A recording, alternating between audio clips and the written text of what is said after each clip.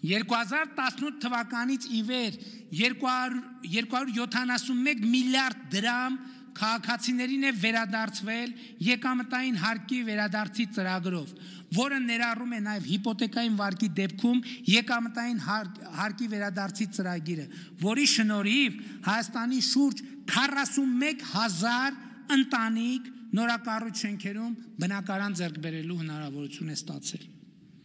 2020 թվականի հուլիսի 1-ից ներդրվել է երեխա ունեցող ընտանիքներին բնակարանային ապահովման պետական աջակցության ծրագիրը եւ մինչեւ 2024 թվականի դեկտեմբերի 31-ը 12151 երիտասարդ ընտանիք 8.6 միլիարդ դրամի հավելյալ աջակցություն է ստացել։ 114 միլիարդ դրամ ներդրվել է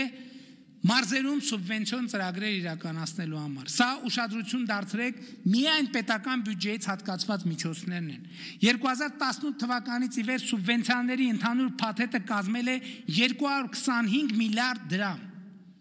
Հայաստանի մարզերում որևէ 7-ամյակում այսպիսի ներդրում ուղղակի չի եղել, երբեք չի եղել։ Այս ծրագրի մեջ է նաև 500 մանկապարտեզի թեման, որի համար պետական բյուջեից տրամադրվել է 23 միլիարդ դրամ, շուրջ 33,000 երեխաների համար մանկապարտեզ կառուցելու, վերակառուցելու, հիմնանորոգելու նպատակով։ Ընդ որում, մյուս կողմից էլ 2018-2024 թվականներին համայնքներին տրվող դոտացիաները նախորդող 7-ամյա ժամանակահատվածի համեմատ աճել են 159 միլիարդ դրամով կամ 57%-ով։ Հարգելի գործընկերներ, այս թվարկումը դեռ կարելի է երկար շարունակել, բայց ասվածը բավարար է ի ցույց դնելու համար, որ ոչ թե թալանվածը վերադարձված եւ բաշխված է ժողովրդին, այլ թալանվածը վերադարձնելու եւ ժողովրդին վերադարձնելու համակարգ է ստեղծված։ Եվ այո, մոտավորապես 2 տրիլիոն դրամ արդեն իսկ վերադարձված եւ բաշխված է ժողովրդին եւ կամ ներդրված է Հայաստանի ռազմավարական զարգացման մեջ։ Հարգելի ներկաներ, սիրելի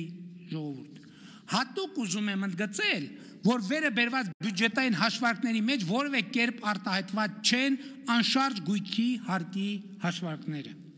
Սա հատուկ եմ ընդգծում, որովհետև անշարժ գույքի հարկի բարեփոխումների այն ժամանակացույցը, որն ընդունել ենք, ոմանք փորձ են անում շահարկել իբրև պետական բյուջե լցնելու միջոց։ Բայց այս մեղադրանքը եթե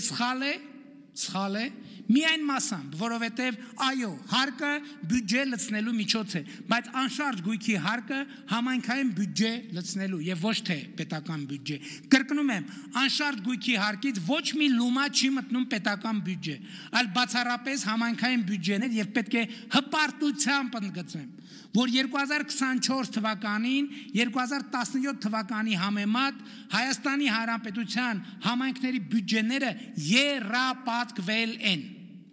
Ընդ որում, ոչ միայն անշարժ գույքի հարկի հաշվին։ Օրինակ, տեղական վճարների տողով համայնքների բյուջեները աճել են շուրջ 276%-ով, 18 միլիարդ դրամով կամ։ Այլ եկամուտներ տողով շուրջ 344%-ով կամ 8 միլիարդ 386 միլիոն դրամով։ Համայնքների բյուջեների էական աճ արձանագրվել է բոլոր տողերով։ Իսկ ինչ է տեղի ունեցել անշարժ գույքի հարկի հետ։ Այո, ավելի քան կրկնապատկվել են անշարժ գույքի հարկից եկամուտները մտնելով համայնքային բյուջեներ։ Վերադառնալով անշարժ գույքի այդքան քննարկված եւ քննադատված հարկի նոր դրույքաչափերին, պիտի ընդգծեմ, որ իրականացված փոփոխությունները հիմնականում ծանրացել են 100 միլիոն դրամ եւ ավելի արժեք ունեցող, այսինքն միջինից էականորեն բարձր գին ունեցող գույքերի վրա։ Խնդրում եմ Այն ինչ որ հիմա կասեմ հատուկ ուշադրություն դարձրեք։ Մեր երկրում 100 միլիոն դրամ եւ ավելի արժեք ունեցող գույքերը ընդհանուր գույքերի մեջ, բոլոր գույքերի մեջ 100 միլիոն եւ ավելի դրամ արժեք ունեցող 0.62%-ն են։ Պատկերացրեք, մեր երկրում եղած գույքերի 0.62%-ն է, որոնց արժեքը 100 միլիոն դրամ եւ ավելի է։